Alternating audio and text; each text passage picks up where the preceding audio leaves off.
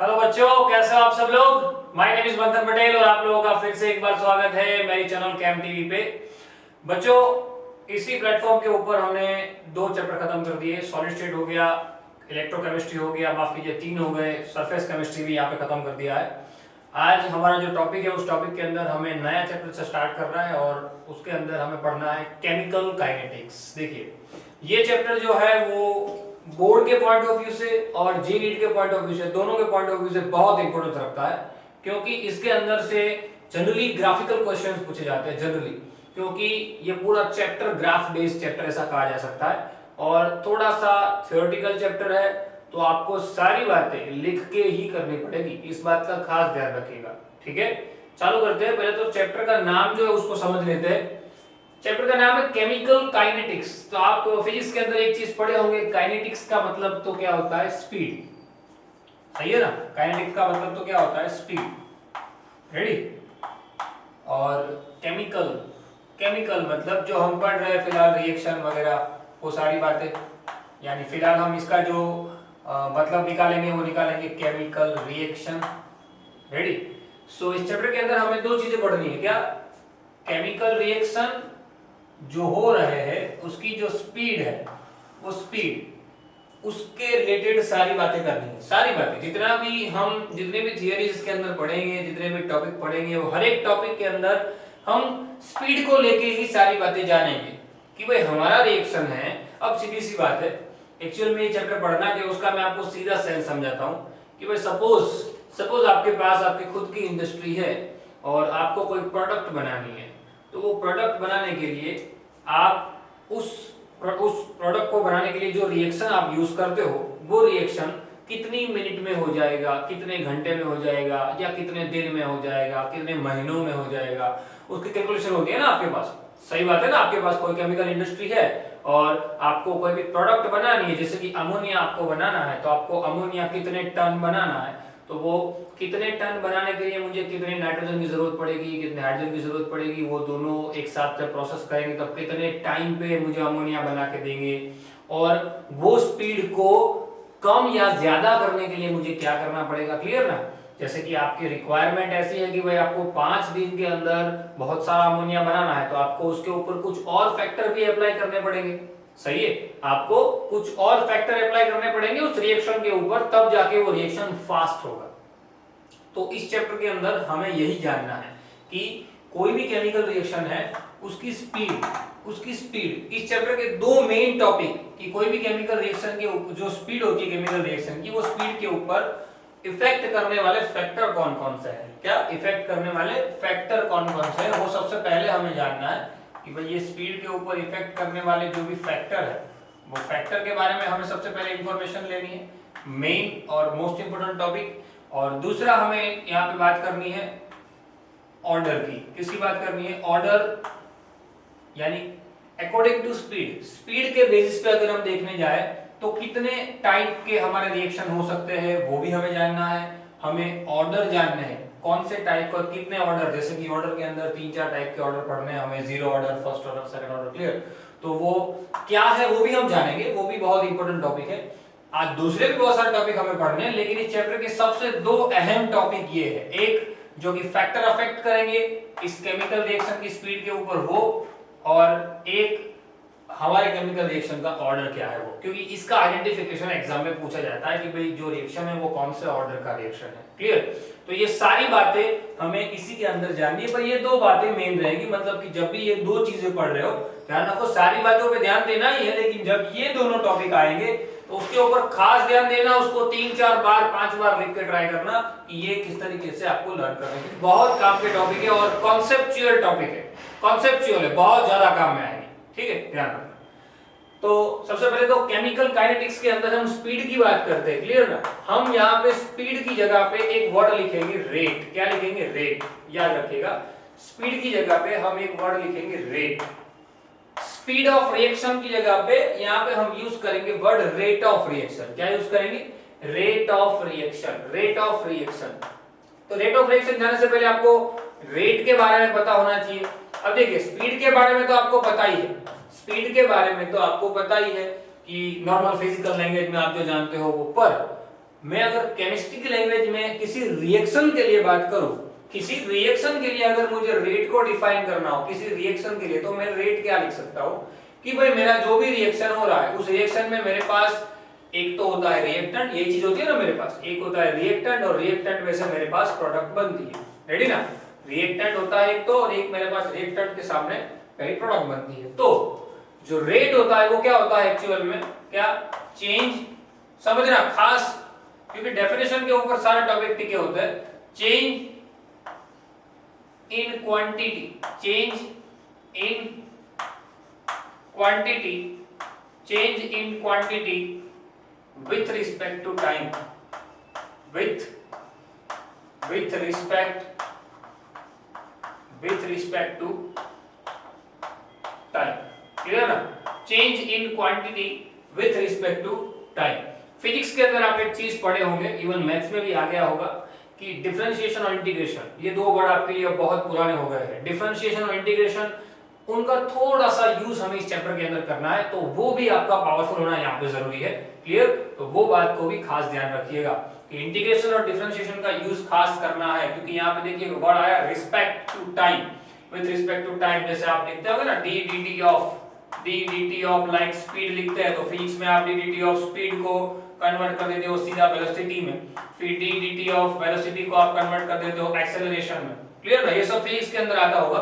So in short यहाँ पे भी हमें थोड़ा सा यूज करना है इस सारी बातों का, तो वो भी आपका पावरफुल होना जरूरी है। बायो वाले जो है वो खास ध्यान दीजिएगा, जब वो टॉपिक आए उसको मैं एलाबोरेट करूंगा आपको किस तरीके से वो आया है, लेकिन कुछ ऐसी बातें होगी जो मैथ्स वाले होंगे उनको डायरेक्ट पता चली जाएगा, लेकिन बायो वाले को उसको एक्सेप्ट करना पड़ेगा कि ये फॉर्मूला बेसिस है, उसको हमें डायरेक्ट ही याद रखना है। ओके, सो डेफिनेशन पे आते हैं। रेट क्या कहा हमने, change in quantity with respect to time, किसी भी क्वांटिटी का चेंज होना किसी भी प्रॉपर टाइम के रिस्पेक्ट में, उसको हम क्या कहते हैं, रेट। क्लियर ना, मेरे पास कोई अमाउंट में मेरे पास रिएक्टेंट है और सामने जब मेरी प्रोडक्ट बनी किसी फिक्स टाइम के इंटरवल के अंदर, तो उस प्रोडक्ट के अंदर जो भी क्वांटिटी में चेंज आया, ये जो पहले था मेरे पास अलग अलग दो चीजें थी, उसका मिक्स होके ये बन गया, या तो वो एक था या टुकड़े होके दो तीन बन गए, वो फिक्स टाइम के इंटरवल में कितना हुआ, वो कितना इन द सेंस क्वांटिटी, उसको क्या कहेंगे हम, रेट ऑफ रिएक्शन। क्या कहेंगे, रेट ऑफ रिएक्शन, माफ कीजिए रेट। अब बात करते हैं रेट ऑफ रिएक्शन की।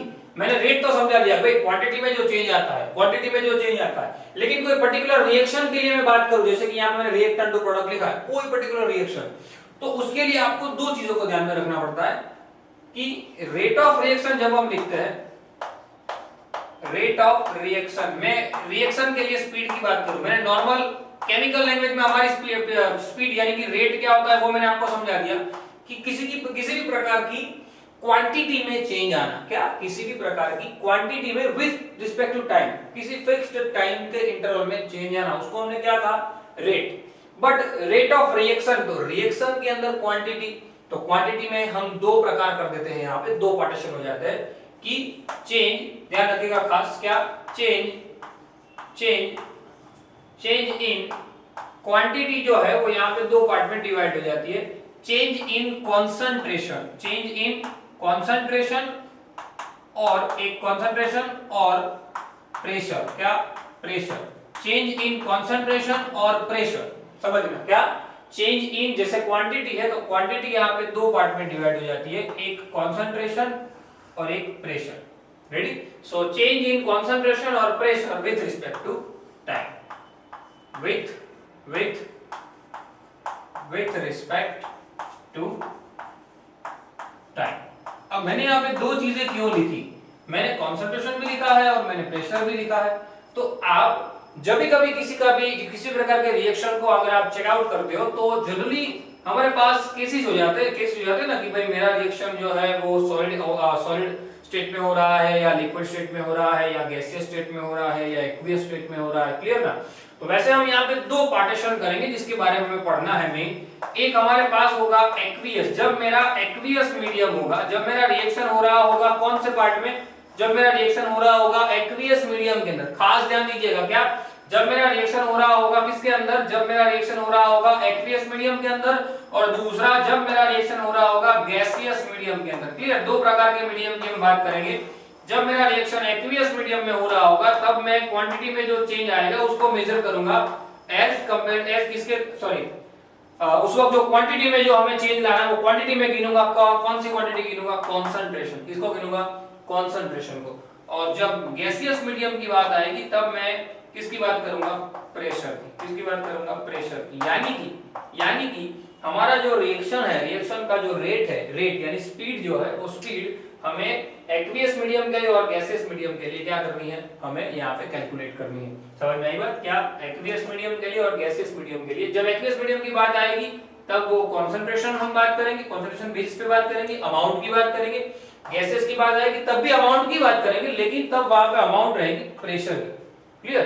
तो गैसियस रिएक्शन होंगे वो प्रेशर पे डिपेंड करेंगे और एक्वियस मीडियम वाले सारे कॉन्सेंट्रेशन पे डिपेंड रहेगा। ठीक है, इस बात का ध्यान रखना खास। सो ये हो गया हमारा रेट ऑफ रिएक्शन। अब रेट ऑफ रिएक्शन हमने जान लिया। आपको चैप्टर का जो नाम है, हमें पढ़ना क्या है, उसके बारे में थोड़ी बहुत इंफॉर्मेशन मिली कि हमें रेट ऑफ रिएक्शन पढ़ना है। हमारा रिएक्शन कितनी स्पीड से हो रहा है और वो स्पीड में होने के लिए कौन कौन से फैक्टर काम करने वाले हैं वो हम आगे पढ़ेंगे। लेकिन फैक्टर भी इन शॉर्ट अफेक्ट करते हैं उसके ऊपर रिएक्शन को फास्ट या स्लो खत्म करवाने के लिए या मॉडरेट लेवल पे खत्म करवाने के लिए। क्लियर? तो वैसे हमें आज इंट्रोडक्शन लेक्चर के अंदर जो रेट है, रेट ऑफ रिएक्शन है, वो रेट ऑफ रिएक्शन उसको किसी भी प्रकार का रिएक्शन उसको हम रेट के बेसिस पे कौन कौन से टाइप में डिवाइड करते हैं उसके बारे में डिस्कशन करते हैं। तो जनरली हम 3 पार्ट में डिवाइड करते हैं उसको। कौन से पार्ट में डिवाइड करते हैं? 3 पार्ट में। पहले यहाँ पे मैं मेंशन कर देता हूँ, उसके बाद डिटेल में पढ़ते हैं। 3 पार्ट, वो तीनों के बारे में पहले ओवर देता हूँ मैं आपको। सबसे पहले तो होता है एकदम स्लो रिएक्शन, एकदम स्लो। अकॉर्डिंग टू, मैं बात कर रहा हूं according to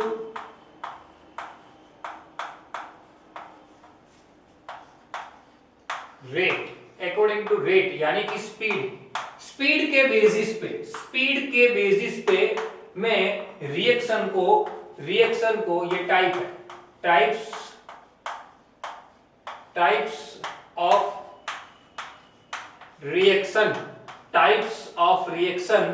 according to rate, types of reaction according to rate यानी कि स्पीड के डिपेंड्स पे कौन कौन से मेरे टाइप हो जाते हैं। तो फर्स्ट मेरे पास है एकदम स्लो होने वाला रिएक्शन, वेरी स्लो, बहुत स्पीड में, एकदम स्पीड कम, सीधी बात है ना।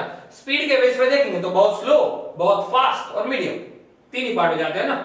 एक ऐसे रिएक्शन जो वेरी स्लो, बहुत ही स्लो रेट से चल रहा है, वेरी स्लो रेट से चलने वाले जो है वो, बराबर, बहुत कम स्पीड से। दूसरा वेरी फास्ट रेट से जो चलने वाला रिएक्शन है वो। और उसके बाद मीडियम यानी कि जो मॉडरेट, आप यहां पे यूज करोगे वर्ड मॉडरेट स्पीड से यानी कि मॉडरेट रेट से जो चलने वाले हैं वो। क्लियर? ये 3 की हम बात करेंगे।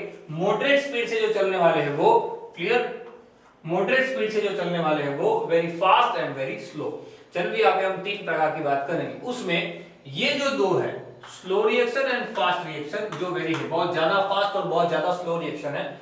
अब उसका हमें रेट यहाँ पे कैलकुलेट करने की कोई जरूरत ही नहीं है। क्यों? एक सीधी लैंग्वेज में आपको समझाता हूं कि भाई वेरी फास्ट रिएक्शन है ऐसे रिएक्शन जो मिली सेकंड में हो जाते हैं, बहुत ही कम टाइम में, फ्रैक्शन ऑफ टाइम कह सकते हो, बहुत ही कम टाइम पे जो रिएक्शन हो जाता है वो काम कहे जाते हैं क्या? Very fast reaction. अब उसका रेट तो आप कैलकुलेट कर ही नहीं पाओगे, प्रैक्टिकली थोड़ा आप कैलकुलेट कर पाओगे। ब्लास्ट हो रहा है कहीं पे, एक्सप्लोजन हो रहा है, वो रिएक्शन फटाक से हो गया, मतलब आप उसका रिएक्शन कैलकुलेट, आप उसका जो रेट है, उसकी जो स्पीड है वो कैलकुलेट नहीं कर पाओगे, सीधी सी बात है, प्रैक्टिकली नहीं जान पाओगे। क्लियर? सो उसकी हमें यहाँ पे कोई बात नहीं करनी है, उसका एग्जांपल वगैरह क्या है हम आगे जानते हैं। और very slow reaction, very slow rate, बहुत ही कम रेट से चलने वाले, जिसको खत्म होने में महीने लग जाते हैं, इवन साल लग जाते हैं।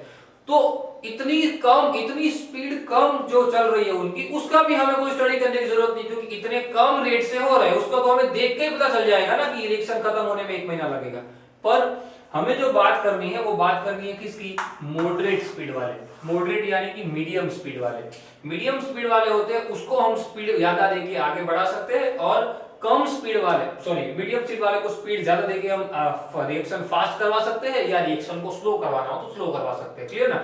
मैंने आपको एक बात इवन बताई थी जब हमने कैटालिसिस पढ़ा, हमने सरफेस केमिस्ट्री के अंदर जब कैटालिसिस पढ़ा तब हमने एक चीज वहां पे सीखी थी। एक एग्जांपल मैंने आपको दिया था कि पॉइजन जब बॉडी के अंदर इंजेक्ट किया जाता है तो वो पॉइजन बहुत ही स्पीड में रिएक्ट करता है हमारे ब्लड प्लाज्मा के साथ, तो उसको स्लो करने के लिए जो दवाई दी जाती है वो भी एक प्रकार की कैटालिस्ट ही है। कैटालिस्ट का दो ही काम होता है, बहुत ही ज्यादा स्पीड दे देना, बहुत ही कम स्पीड दे देना, मतलब स्लो कर देना रिएक्शन या फास्ट कर देना। रेडी? तो वो क्या करता है, वो रिएक्शन जो ब्लड और पॉइजन के बीच में हो रहा है वो रिएक्शन एकदम स्लो कर देता है, मतलब क्या पेशेंट को टाइम मिल जाता है। तो यहाँ पे क्या मॉडरेट रेट से जो रिएक्शन हो रहा था उसको क्या कर दिया हमने, कोई एक फैक्टर उसके ऊपर अफेक्ट किया हमने, कुछ चीजें उसके अंदर डाली जिससे वो क्या हो गया, कैटालिस्ट डाला जिससे क्या हो गया, बहुत सारे फैक्टर है, टेम्परेचर है, प्रेशर है, कैटालिस्ट है, ये सब उसके अंदर हम डाल के वही सारे फैक्टर हमें पढ़ने हैं। क्लियर? वो क्या कर सकते हैं, हम उसका रेट चेंज कर सकते हैं, यानी रिएक्शन स्लो करवा सकते हैं। रिएक्शन फास्ट भी हम कैटालिस्ट डाल के ही करवाते थे। क्लियर ना? आपने बहुत सारे कैटालिसिस का एग्जांपल अगले चैप्टर में पढ़ लिए। सो हमें बात करनी है किसकी, मॉडरेट रिएक्शन की। मॉडरेट रेट से चलने वाले जो रिएक्शन है उसके बारे में ही हम ज्यादा डिस्कस करेंगे। ठीक है? पर ये तीनों तीन के एग्जांपल कौन कौन से, क्योंकि ये भी एग्जाम में पूछा जाता है 2 मार्क्स में, तो ये तीनों तीन की बात कर लेते हैं। फटाफट से इसका स्क्रीनशॉट ले लो, डेफिनेशन खास ये दोनों लिख लीजिए, उसके बाद आगे बढ़ते ले लीजिए फटाफट से। सो बच्चों, जो स्पीड है उसके बेसिस पे कौन कौन से टाइप है उसका जरा टाइटल लगा दीजिए। हालांकि हमने वहां पे लिख दिया फर्स्ट वेरी स्लो रिएक्शन। चलो फास्ट से चालू करते हैं। Very fast reaction, very fast reaction, ये एक्चुअल में एग्जाम के अंदर इसके एग्जांपल जो है वो पूछे जाते हैं खास। वेरी फास्ट रिएक्शन, देखिए वेरी फास्ट रिएक्शन के अंदर ऐसे रिएक्शन जो मैंने कहा मिली सेकंड में हो जाते हैं, बहुत ही स्पीड में हो जाते हैं। क्लियर ना? जैसे एक एग्जांपल आपने सुना होगा, आपने लैब के अंदर शायद वो एक्सपेरिमेंट किया भी होगा, ना करो तो ही बेटर है। सोडियम का हमारे पास मेटल का टुकड़ा होता है, उसको पानी में डालते हैं तो ब्लास्ट होता है। क्लियर ना? तो वो उसका एक बेस्ट एग्जांपल है, वेरी फास्ट रिएक्शन का बेस्ट एग्जांपल है क्या, sodium metal react with water, sodium metal, whenever sodium react with water form NaOH plus H2, यानी कि ये जो है एक प्रकार का एक्सप्लोजन रिएक्शन ही है, एक्सप्लोसिव रिएक्शन ही कह सकते हैं, ये एक्सप्लोजन ही होता है। क्लियर ना? यहाँ पे क्या होता है, ब्लास्ट होता है। क्लियर ना? क्योंकि सोडियम जो है वो पानी के साथ क्या होता है, ब्लास्ट हो जाता है। तो ये इसका एक एग्जांपल है, ध्यान रखना, मोस्ट आईएमपी है, पूछा जाता है। क्लियर? एग्जाम के अंदर आता है, खास ध्यान दीजिएगा। रेडी? दूसरा आप यहाँ पे एक एग्जांपल लिख सकते हो वेरी फास्ट रिएक्शन का, कि जैसे प्रेसिपिटेशन रिएक्शन यहाँ पे लिख सकते हो आप, किसी भी प्रकार का प्रेसिपिटेशन होना। जैसे हम जो हर वक्त एग्जांपल लेते हैं कि भाई मैं NaCl की प्रोसेस करवाता हूँ AgNO3 के साथ। क्लियर? तो मुझे क्या मिल जाता है, देखिए NaCl, आयोनिक रिएक्शन कह सकते हो आप, क्या कह सकते हो, आयोनिक। यहाँ पे दो प्रकार है मेरे पास, 2 प्लस Na+Cl-, यहाँ पे भी मेरे पास दो कंपाउंड है, एक Ag+, एक NO3-। तो यहाँ पे क्या होता है, सिर्फ डबल डिस्प्लेसमेंट होता है, मतलब कि यहाँ पे सिर्फ और सिर्फ क्या होता है, आयन एक्सचेंज होते हैं। आयन एक्सचेंज मतलब क्या, Ag और Cl एक दूसरे के साथ जुड़ जाते हैं, Na और NO3 एक दूसरे के साथ जुड़ जाते हैं, मतलब कि AgCl उसका, आप लोग जानते हो, मैंने आपको ये चीज पहले भी बता दी, इलेक्ट्रोकेमिस्ट्री में भी क्या मिल जाता है मुझे, यहाँ पे व्हाइट पीपीटी मिल जाता है। रेडी? और साथ में NaNO3 अलग हो जाता है। तो AgCl का जो ये व्हाइट पीपीटी मुझे मिलता है वो भी क्या है, बहुत ही स्पीड में होने वाला रिएक्शन है, बहुत ही स्पीड में। रेडी? तो ये रिएक्शन का एग्जांपल भी आप लिख सकते हो। या तो आपको खास करके एमसीक्यू में पूछा जाता है कि भाई जनरली कौन से टाइप के होते हैं, तो आप यहाँ पे लिख सकते हो generally ionic reaction, ionic reaction, या तो जिसके अंदर आयंस क्या हो रहे हो, एक्सचेंज हो रहे हो, क्या हो रहे हो, आयन जिसके अंदर क्या हो रहे हो, एक्सचेंज हो रहे हो, वो क्या रिएक्शन होते हैं, वो सबके सब वेरी फास्ट रिएक्शन होते हैं। क्यों? क्योंकि देखिए रिएक्शन फास्ट होने के पीछे का रीजन है, जहां कहीं पे किसी भी प्रकार का बॉन्ड का जो टूटना है वो टूटना फूटना होना नहीं चाहिए। यानी कि यहाँ पे देखिए, यहाँ पे Na और Cl का बॉन्डिंग टूटने की जरूरत ही नहीं है। यहाँ पे तो क्या होता है, Na और Cl खुद आयोनिक फॉर्म में है, ये भी आयोनिक फॉर्म में, मतलब कि सिर्फ आयन को क्या होना पड़ेगा, एक्सचेंज होना पड़ेगा। अगर बॉन्ड फॉर्मेशन प्रॉपरली हुआ है, बॉन्ड फॉर्मेशन हो चुका है, तो पहले बॉन्ड टूटेगा, टूटने के बाद वो फिर नया बॉन्ड का फॉर्मेशन होगा, तो इसमें देर लगती है, वो रिएक्शन क्या हो जाते हैं, स्लो हो जाते हैं। क्लियर ना? तो फास्ट रिएक्शन के अंदर आप ये एग्जांपल लिख सकते हो। रेडी? यहाँ पे कोई बॉन्ड का फॉर्मेशन करने की जरूरत होती नहीं है, सीधा आयन क्या हो जाता है, यहाँ पे एक्सचेंज हो जाता है। बराबर? एक और एग्जांपल आप लिख सकते हो, थ्योरेटिकल एग्जांपल लिखना हो तो लिख सकते हो बर्निंग ऑफ फ्यूल लिख सकते हो,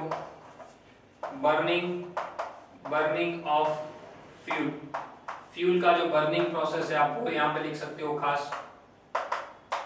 क्लियर, ये ध्यान रखिए। बर्निंग ऑफ फ्यूल, ये जो प्रोसेस है वो भी कौन सी प्रोसेस कही जाती है? वेरी फास्ट, फटाफट से रिएक्शन हो जाता है, हमें फटाफट से हीट मिल जाती है, स्पार्क मिल जाता है, लाइट मिल जाती है, एनर्जी मिल जाती है, क्लियर ना? तो बर्निंग ऑफ फ्यूल भी आप लिख सकते हो। और एक आपके जानकारी के लिए बता दूं, आपको लिखना ना लिखना आपकी मर्जी की बात है, लेकिन जो फोर व्हील होती है ना, फोर व्हील के अंदर आपने नाम सुना होगा एयर बैग।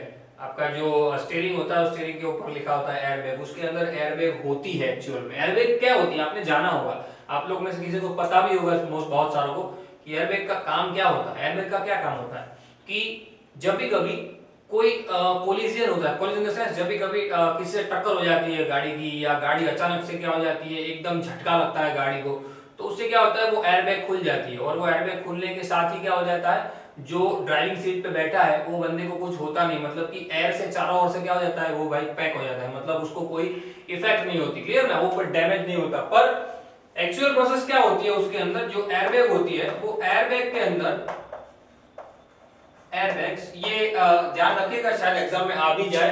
एयरबैग जो होती है वो एयरबैग के अंदर दो टाइप होता है, दो टाइप के रिएक्शन होते हैं, दो केमिकल भरे होते हैं, एक सोडियम एजाइड और एक Fe2O3। ये दो जो हमारे पास कंपाउंड होते हैं, वो दोनों कंपाउंड उसके अंदर मिक्स्ड फॉर्म में होते हैं। जैसे ही कोलिजन होता है, जैसे ही कोलिजन इन द सेंस जैसे टकराहट होती है, कहीं पे भी टक्कर हो जाती है गाड़ी की, या गाड़ी अचानक से जैसे कि ब्रेक लगा देते हैं, अचानक से गाड़ी झटका लगता है गाड़ी को, तो ये जो बॉन्ड है वो टूट जाता है, और ये जो N2 है वो N2 यानी कि डाई नाइट्रोजन गैस जो होता है वो उस एयर बैग के अंदर क्या होता है, रिलीज होता है, उसको स्पार्क मिलता है, और स्पार्क मिलने की वजह से क्या होता है, ये N2 गैस जो क्या होता है, इसको स्पार्क मिलता है, उसकी वजह से ये टूट जाता है, ये भाई जो है वो स्पार्क जनरेट करता है, और ये N2 जो है वो पूरी बैग के अंदर क्या हो जाता है, प्रेशर से एकदम क्या हो जाता है, प्रेशर से उसके अंदर बढ़ जाता है, और वो बैग खुल जाती है, और एकदम हवा का जैसे गोला हमारे ऊपर आ जाता है, क्लियर ना? और ये जो प्रोसेस होती है ना वो 10 मिली सेकंड में होती है। ये एमसीक्यू याद रखना, ये एमसीक्यू शायद पूछा जा सकता है, क्या 10 मिली सेकंड, 10 मिली सेकंड के अंदर ये प्रोसेस हो जाती है। जैसे ही झटका लगता है तुरंत ही वो एयरबैग खुल जाती है, क्लियर ना? सो 10 मिली सेकंड के अंदर ये प्रोसेस होती है। तो ये सारे रिएक्शन क्या कहे जाते हैं, very fast reaction. Ready?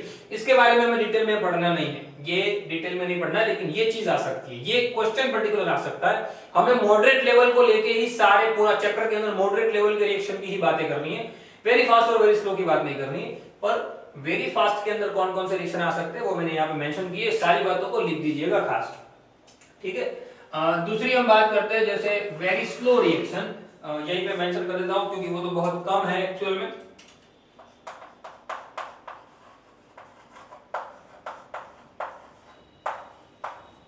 Very slow reaction,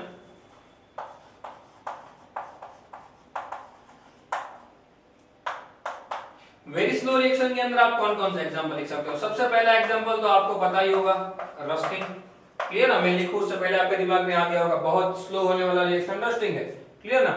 जंग लगने में दिन लग जाते हैं, दिन एक मंथ भी लग जाता है, कभी कभी साल लग जाते हैं। जो भी ब्रिज वगैरह होता है उसके अंदर जो सली डाले जाते हैं, वो सलियों को उसके वहां तक पानी पहुंचता है, और उसको धीरे धीरे ह्यूमिडिटी की उसके ऊपर इफेक्ट होती है, और वो ह्यूमिडिटी की इफेक्ट आते आते पूरा साल बीत जाता है। यानी कि ये रिएक्शन भी क्या, एकदम स्लो, वेरी स्लो, इसको होने में बहुत ज्यादा टाइम लगता है। दूसरा एग्जांपल आप लिख सकते हो वेदरिंग ऑफ रॉक्स। क्या लिख सकते हो? Weathering of rock. Weathering of rocks इसका बेस्ट एग्जांपल है। जो आपने देखा होगा कभी कभी बड़े बड़े पहाड़ जैसे होते हैं उसके बीच में जगह हो जाती है, या अपने आप वो फॉर्म होने लगते हैं, अपने आप जो पत्थर होते हैं, जो रॉक होते हैं, उसका शेप अपने आप आने लगता है, क्लियर? ये कहा गया जाता है weathering of, in short weather की वजह से जो रॉक का फॉर्मेशन होता है उसको क्या कहते हैं, वेदरिंग ऑफ रॉक। तो ये रिएक्शन बहुत स्लो रिएक्शन में गिने जाते हैं। अब हमें जो बात करनी है वो खास क्या, मॉडरेट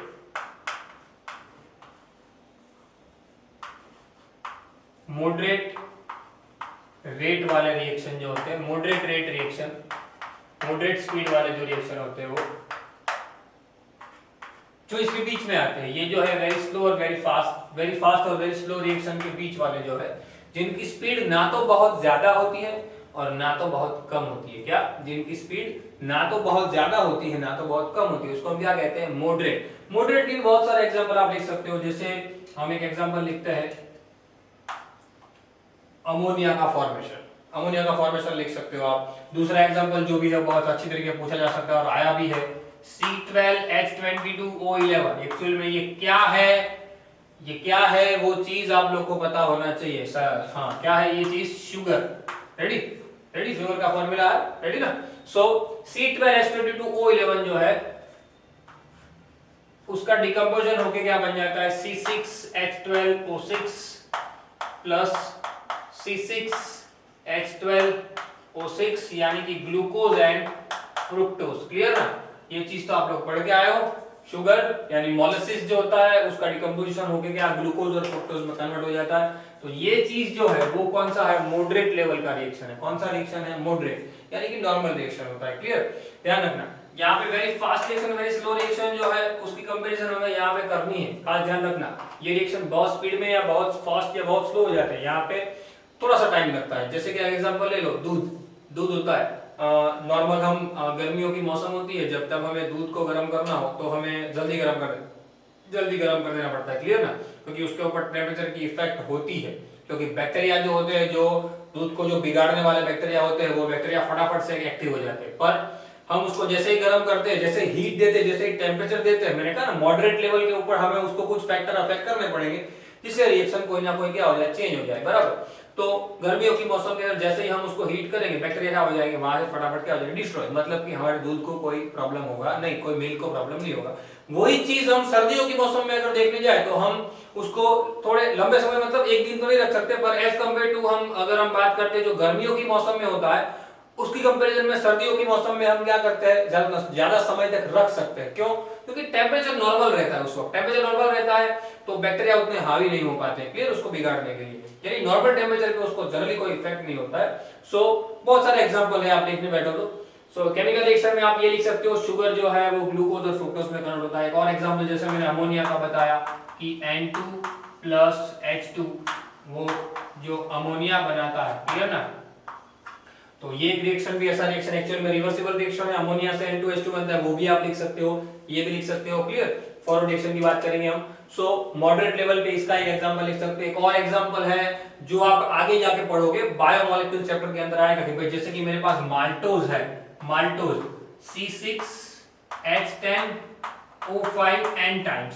एक्चुअल में ये फॉर्मूला है, अब आगे जाओगे तब आपको इसके बारे में, इसका फॉर्मेशन भी है, सब कुछ बस रहेगा। एग्जांपल तो बहुत सारे हैं लेकिन जितने पॉसिबल हो उतने यहाँ पे मैं मेंशन कर रहा हूं। सो माल्टोज की जब मैं n मोल ऑफ वाटर के साथ प्रोसेस करता हूं, क्लियर ना, n मोल ऑफ वाटर के साथ, तब मुझे ये चीज मिल जाती है, शुगर C12H22O11। क्लियर, सो ये जो रिएक्शन है वो सारे रिएक्शन क्या कहे जाते हैं, एक प्रकार के मॉडरेट लेवल के रिएक्शन कहे जाते हैं। मॉडरेट लेवल मतलब कि ये सब क्या होते हैं, नॉर्मल स्पीड से होते हैं, ना कि बहुत फास्ट और ना कि बहुत स्लो, लेकिन इंटरमीडिएट, हम कह सकते हैं इंटरमीडिएट, वेरी स्लो और वेरी फास्ट के इंटरमीडिएट टाइम पे ये प्रोसेस सारी होती है। बहुत सारे एग्जांपल लिख सकते हो आप, लेकिन ये फिलहाल 3 याद रखिए, वही बहुत है। आप मिल्क का एग्जांपल भी लिख सकते हो, जो अगर हम थ्योरेटिकल एग्जांपल लिखना चाहे तो, जैसे यहाँ पे लिखे हैं एयरबैग है, बर्निंग ऑफ एयर है, सॉरी बर्निंग ऑफ फ्यूल है, रस्टिंग है, वेदरिंग ऑफ रॉक्स है। क्लियर, वैसे यहाँ पे मिल्क है, उसको हम हीट करते हैं। क्लियर, तो ये सारी चीजें हमें ये 3 पार्ट में पढ़नी है, very fast, very slow and moderate. अब हम आगे जितनी भी बातें करेंगे वो सारी की सारी बातें करेंगे मॉडरेट रेट ऑफ रिएक्शन को लेके। क्लियर, तो आज के लेक्चर के अंदर जो भी इंट्रोडक्शन मैंने आपको दिया है उस बात को खास ध्यान रखना। खास इन द सेंस क्या, कि भाई ये जो है केमिकल काइनेटिक्स के अंदर हमें एक्चुअल में स्पीड यानी कि रेट ऑफ रिएक्शन को लेके ही बातें करनी है।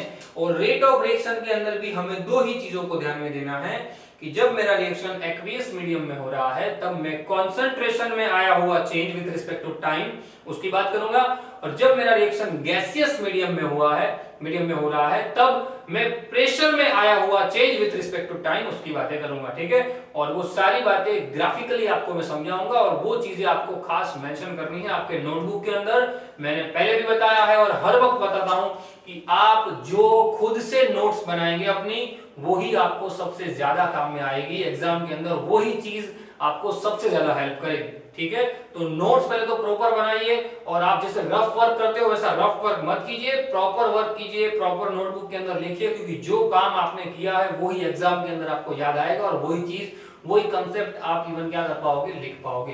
ठीक है, तो इन सारी बातों को ध्यान रखिएगा, और खास की ये चैप्टर के अंदर आपको इंटीग्रेशन और डिफरेंशिएशन का नॉलेज होना बहुत जरूरी है, तो वो चीज खास आप लोग एक बार बेसिक देख लीजिएगा।